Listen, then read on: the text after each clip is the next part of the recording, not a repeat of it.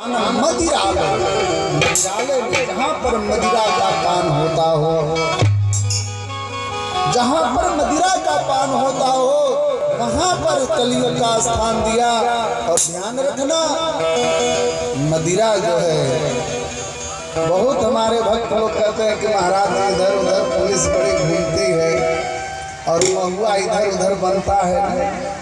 महुआ का देखते होंगे रंग रूप, जब फल उसमें लगता है तो उस जैसे ही फल लगता है महुए के वृक्ष के जितने भी पत्तियां हैं सब क्या होती हैं, झड़ जाती हैं। वो दारू कहता है कि देखो जिसने मुझे जन्म दिया उसको जब हमने नंगा कर दिया, और तुम अगर मुझको पान करोगे तो तुमको भी करने में मुझे देरी। द्यूतम पानम स्त्रियः सोनम, ये मदिरा का जहाँ पर मदिरालय है वहाँ पर कलयुग का स्थान। और जिससे लड़ाई करना है, झगड़ा करना है या बात नहीं कुछ, उसको महाराज मार दिए, मार करके चले आओ वहीं बलरामपुर जमीन बना ली, आज फलना को क्लास लेना है, ऐसे तो बोलेंगे नहीं। और बहुत लोग ऐसे भी हैं कि जब उसको मार लेंगे ना तो बहुत सारे प्रश्न उनके मन में आने लगते हैं और बाबा के यहाँ आकर के प्रश्न करना शुरू कर देते हैं। और वो जब खत्म हो जाएगा उसका हवा पानी तो सुबह चेहरा देखो फिर उनका कैसा होता है कि द्यूतम पानम स्त्रियः सोनम। कहीं और जहाँ पर विश्रालय है,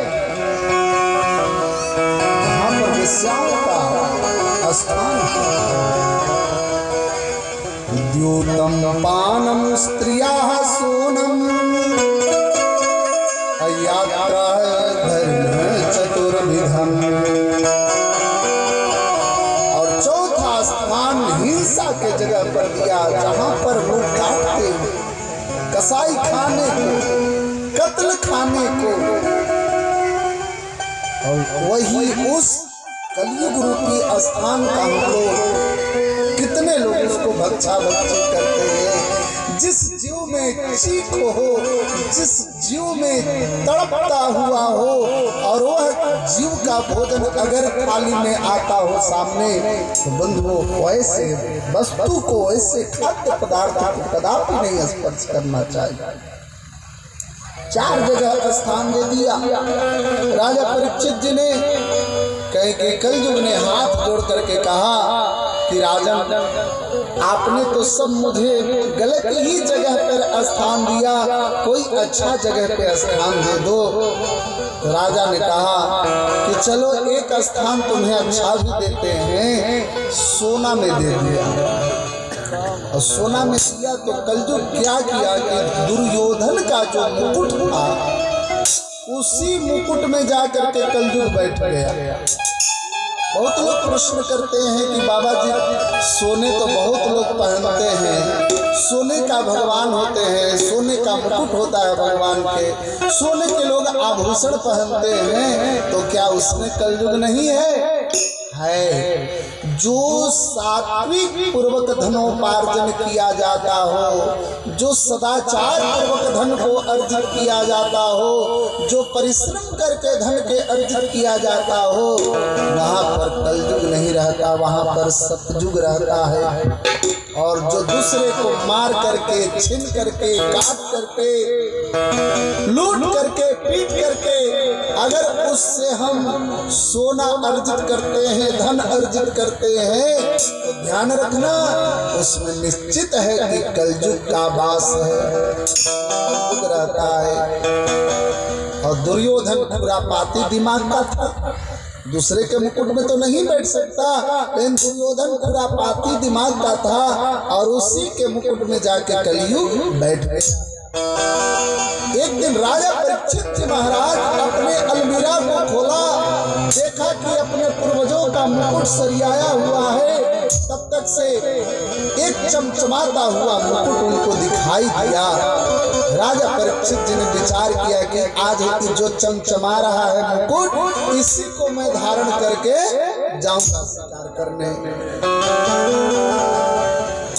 महाराज जैसे ही उस मुकुट को राजा परीक्षित जी ने धारण किया और आगे जब आखेट करने के लिए, शिकार करने के लिए आगे निकलते हैं तो जाते जाते बहुत दूर चले जाते हैं। बहुत प्यास लगती है कसम, कहीं भी जल देखा, जल की कहीं कोई व्यवस्था नहीं। तब तक से समिक ऋषि के पुत्र एक श्रृंगी ऋषि थे। समिक ऋषि के पुत्र श्रृंगी ऋषि थे। वो महाराज वहां पर ध्यान लगा करके बैठे हुए थे। समिक ऋषि जी महाराज और राजा परीक्षित वहां पर पहुंचे। देखा कि मुनि अपना ध्यान नेत्र बंद किए हुए हैं। राजा परीक्षित के मन में आया कि लगता है महात्मा ढोंग कर रहा है। राजा आएगा तो मुझे खड़ा होकर के सम्मान करना पड़ेगा, सेवा करना पड़ेगा। कि महाराज ऐसा मन में भाव आया कि वहीं पे एक मरा हुआ सर्प था और सर्प को बाण से उठाया और समिक ऋषि के गले में लपेट दिया। श्रृंगी ऋषि कुमारों के साथ में खेल रहे थे। किसी ऋषि कुमार ने कह दिया कि जाकर के देखो तुम्हारे पिताजी के गले में पता नहीं किसने सर्प लपेट दिया है। श्रृंगी ऋषि ने वहीं पर अपना जल लिया कमंडल से और कहते जो हमारे पिताजी के गले में सर्प लपेटा होगा, यही तक्षक सर्प जो है उसके आज के 7वें दिन डसेगा और उसके मृत्यु हो जाएगी।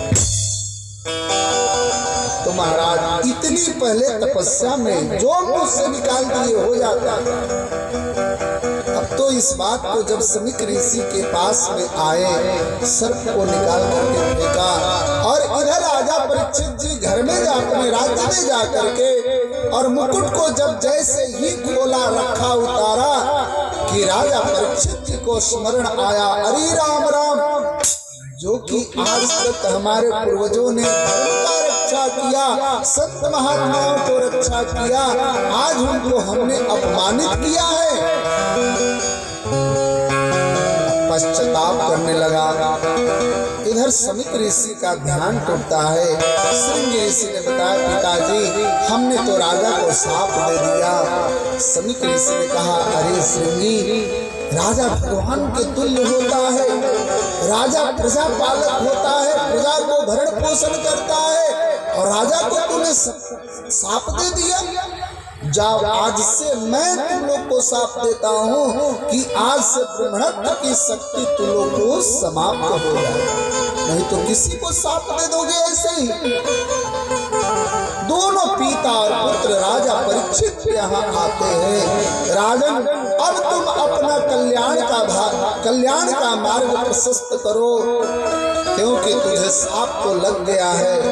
अब इस शाप से तुम्हें मुक्ति कैसे हो इसका तुम उपाय करो। राजा परीक्षित ने चरणों में वंदन किया, नमन किया। हे राजन, हे गुरुदेव, यह अपराधों को क्षमा करें। राजन अब तुम्हारा मात्र 7 दिन शेष रह गया है, 7 दिन में तुम अपना मुक्ति का उपाय करो। समिक ऋषि और श्रृंगी ऋषि राजा को बता करके चले आते हैं। राजा परीक्षित जी ने अपने पुत्र जन्मेजय को राज सिंहासन पर बैठा करके परिवार के ममता को छोड़ करके, राज्य का ममत्व को छोड़ करके और पावन पतित पावनी तरण तारिणी कलकल आह्लादनी भगवती गंगा जी के पावन तट पर राजा परीक्षित जी महाराज आते हैं। और वहां पर जब ऋषियों को मालूम चला तो सारे ऋषि गौतम, अत्रि, वशिष्ठ, अंगिरा, पुलह, क्रतु सारे ऋषि अपने शिष्य को लेकर के और राजा परीक्षित जी के पास में आते हैं। राजा परीक्षित जी ने सभी ऋषियों को वंदन किया, नमन किया और प्रणाम करके कहा यतः पृच्छामि संसीधि। हे महापुरुष, हे संत वृद्ध, ये बताइए कि म्रियमाण पुरुष को क्या करना चाहिए।